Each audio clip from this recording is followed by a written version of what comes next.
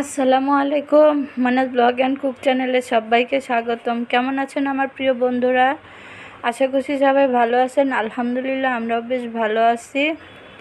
কাঁঠাল খাচ্ছি, সেই বিয়ে বাড়ির কাঁঠাল এখনও শেষ হয় নাই। এখন বাজে সকাল 11টা। আজকে সকাল 7:30টায় ঘুম থেকে উঠছি। ঘুম থেকে উঠে অনেক কাজ শুরু করে দিছি সকাল সকাল। এই পর্যন্ত অনেক কাজ শেষ হয়ে গেছে। আর রান্নাও প্রায় হয়ে গেছে। ভাত হয়ে গেছে, এই যে আজকে ডাল বসাইছি। ডালটা ঘুটা দিয়ে নিচ্ছি, এখন বাগার দিব। এই যে ভাত ঠিকা দিয়ে দিছি। আজকে সকালবেলায় রান্না বসাই দিছি, গ্যাস থাকে না তো। প্রতিদিন এই লেট করে করে রান্না বাড়া ভালো লাগে না, বিরক্ত লাগে। তাই আজকে ঘুম থেকে উঠেই নাস্তা না করেই রান্না বসাই দিছি। রান্না বসাই দিয়ে তারপর নাস্তা করছি। আর এদিকে যে কচু শাক কেটে নিছি, আর কাঁঠাল তো খেলাম, দেখতেই পেলেন। বিয়েবাড়ির কাঁঠাল এখনও শেষ হয় নাই, আছে, ফ্রিজে রেখে দিয়েছিলাম। তো অল্প অল্প করে খাই, বেশি তো আর কি একসাথে খাওয়া যায় না। তো এখানে যে কচু শাক ধুয়ে নিচ্ছি। গত 2 দিন আগে কচু শাক আনছিল, ফ্রিজে রেখে দিয়েছিলাম। সেই কচু শাক আজকে যে বের করে কেটে নিচ্ছি, আর এখন ধুয়ে নিচ্ছি। সিঙ্কের মধ্যে ফেলে ভালোভাবে ধুয়ে নিব। তো এইভাবে ধুলে আর হাতও করবে না, কষ্ট হবে না, আর হাতও চুলকাবে না। তো সিঙ্কের মধ্যে ফেলে সুন্দরভাবে ধুয়ে নিয়ে সহজভাবে ধোয়া যায়। তো আজকে কচু শাক রান্না করব, সেটাই আপনাদের সাথে শেয়ার করব। আর নিরামিষ কচু শাক, এর মধ্যে কোনো মাছের মাথা টাথা কিছু দিব না, ইলিশ মাছ বা চিংড়ি মাছ কিছু দিব না, শুধু নিরামিষ রান্না করব। তো এভাবে কচু শাক কখনো খাই নাই, সবসময় ইলিশ মাছের মাথা দিয়ে খাওয়া হয়েছে। তা আজকে ভাবলাম যে, আর আজকে ঘরে বাজারও নাই, তার জন্য এটা এভাবে রান্না করব। দেখি কেমন লাগে, খেয়ে দেখব আজকে। তো বন্ধুরা, এখানে আমার কচু শাকটা ধোয়া হয়ে গেল, আরেকটা ধোয়া দিয়ে নিব ভালোভাবে।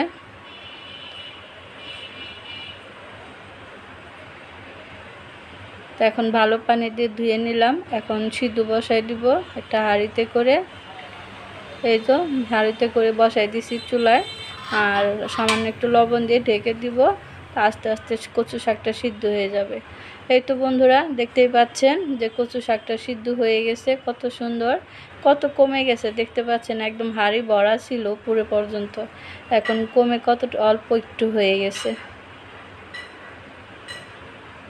তো এখন আমি এটাকে নামিয়ে রাখবো। নামিয়ে রেখে ঘরে কাজ আছে, সেগুলো সারবে। যে এখনও বিছনার গুছাই নাই, ঘরটার ঝাড়ু দেই নাই। ওইদিকে অনেক কাজ সারছি, অনেক কাজ করছি, মানে সেগুলো আর আপনাদের সাথে শেয়ার করি নাই। তো কাজগুলো সেরে এখন এই যে রান্নাও প্রায় শেষ করে তারপর বিছনাটা গুছিয়ে ঘরটা ঝাড়ু দিয়ে চলে আসলাম আবার কচু শাকটা রান্না করার জন্য। ঘর ঝাড়ু দিতে গেলে অনেক সময় লাগে। বিছনা গুছিয়ে তারপরে যে ঘর ঝাড়ু দিছি, দিয়ে তারপরে এখন আসছি কচু শাকটা রান্না করার জন্য। আর এই যে এখানে দিয়ে দিলাম কড়াইতে।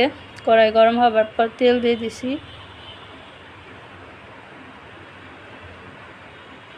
আর 2-3টা তেজপাতা দিয়ে দিলাম। আর দিলাম পেঁয়াজ কুচি।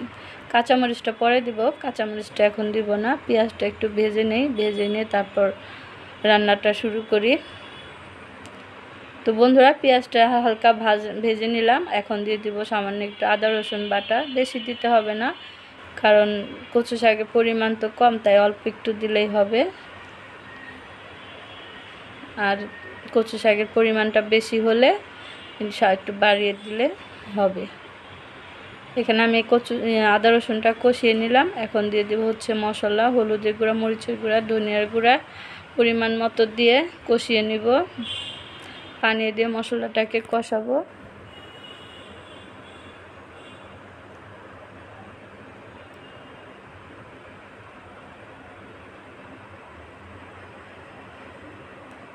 এই তো বন্ধুরা, এখন পানি দিয়ে দিলাম, দিয়ে এখন মশলাটাকে কষিয়ে নেব।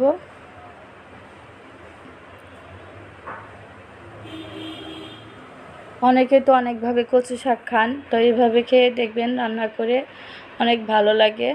আমিও প্রথম রান্না করতেছি, তো যাই হোক, খেতে কিন্তু বেশ ভালোই হয়েছিল, কারণ আমি তো খাওয়ার পরে বয়স দিচ্ছি। আর আমি তো আমার খাওয়া হয়ে গেছে। তো অনেক মজার হয়েছিল বন্ধুরা কচু শাকটা।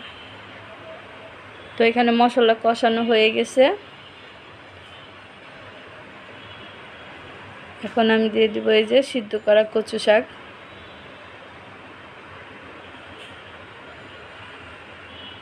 এই কচু শাকটা ভালো লাগে খেতে, মিষ্টি মিষ্টি লাগে, বেশ মজা লাগে।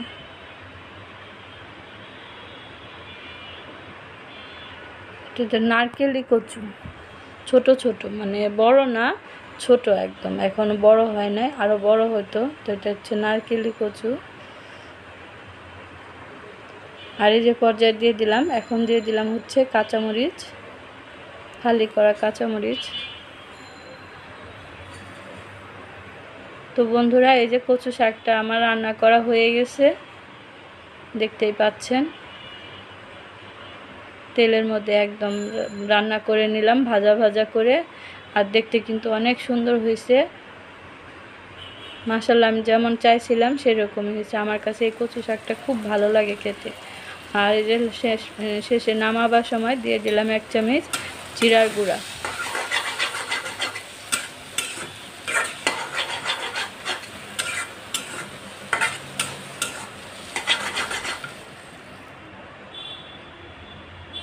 জিরার গুঁড়া দিয়ে আর একটু নেড়ে চেড়ে এখন নামিয়ে নেব। কচু শাকটা হয়ে গেছে আমার।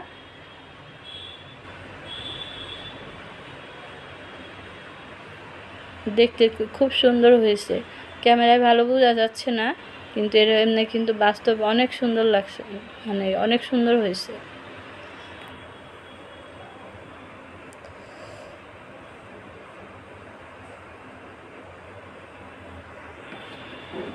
তো বন্ধুরা এই যে কচু শাকটা হয়ে গেছে, এখন আমি একটা বাটিতে বেড়ে নিচ্ছি।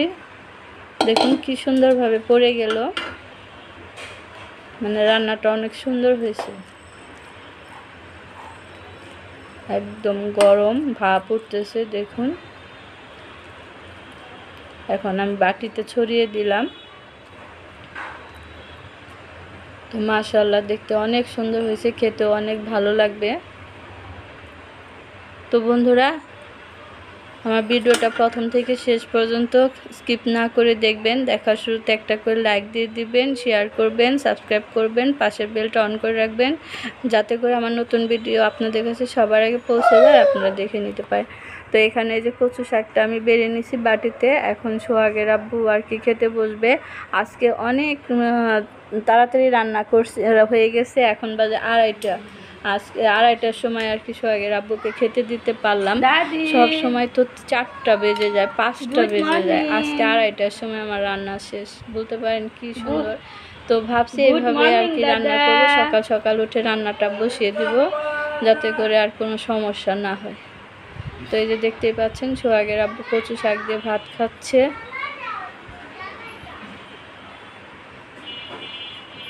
আর রান্না করছি হচ্ছে ডাল, কচু শাক আর ডাল আজকে আমার দুপুরের মেনু।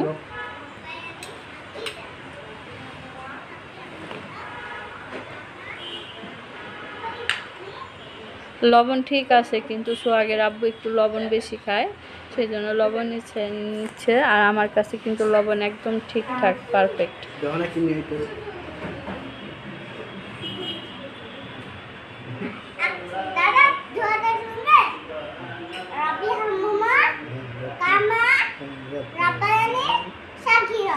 আমার নাতনি আসছে, নাতনি এসে কথা বলছে দাদার সাথে, আমার সাথে। হ্যাঁ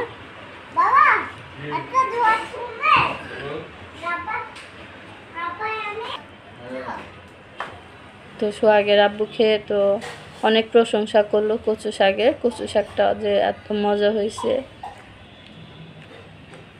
তো বন্ধুরা আপনাদের কাছে কেমন লাগছে অবশ্যই কমেন্ট করে জানাবেন। আর আজকে আমাদের বাসায় সারাদিন কারেন্ট ছিল না, জানেন, সকাল 9টা থেকে কারেন্ট চলে গেছে, আর বিকাল কি সন্ধ্যা 7:30টায় কারেন্ট আসছে। এই যে দেখুন আমি বসে আছি, কারেন্ট এইমাত্র আসলো, কিন্তু নেট এখনও আসে নাই। এই যে টিভি ছেড়ে বসে আছি, নেট আসে নাই, নেটের অপেক্ষায় বসে আছি। আর এখানে আমার নাতনি আসছে জুতা পায়ে দিয়ে আমাকে দেখাতে, বাইরে যাচ্ছে। লাইট জ্বলে না, দাদা এই যে লাইট জ্বলছে কোথায় কোথায় দেখি জুতায় লাইট জ্বলে সেটা ঘুরতেছে, অনেক কথা বলছে আমাকে, আমার সাথে। তো যাই হোক বন্ধুরা, এই ছিল আজকে আমার ছোট্ট একটা ভিডিও। কেমন লাগলো অবশ্যই কমেন্ট করে জানাবেন। আর আজকের মতো এখানে বিদায় নিচ্ছি। সবাই ভালো থাকবেন, সুস্থ থাকবেন, আমার পাশে থাকবেন, আমাকে সাপোর্ট করবেন। আর সবার জন্য দোয়া করি, সবাই যেন ভালো থাকেন, যেখানে থাকেন নিরাপদে থাকেন। আজকের মতো এখানে বিদায়। আল্লাহ হাফেজ, আসসালামু আলাইকুম। আজকে একটু শরীরটা খারাপ লাগতেছে, কথা বলতে ইচ্ছা করতেছে না। কোথায় তুমি কয়দিন বিয়ে নিয়ে যাচ্ছ ওই এগুলো নিয়ে যাই ওই এইটা বুঝছি আমি বিয়ে আমরা ঘুরতে যাই না, হ্যাঁ কোন এই জুতো পরে আমরা ঘুরতে যাই। কোথায় যাই?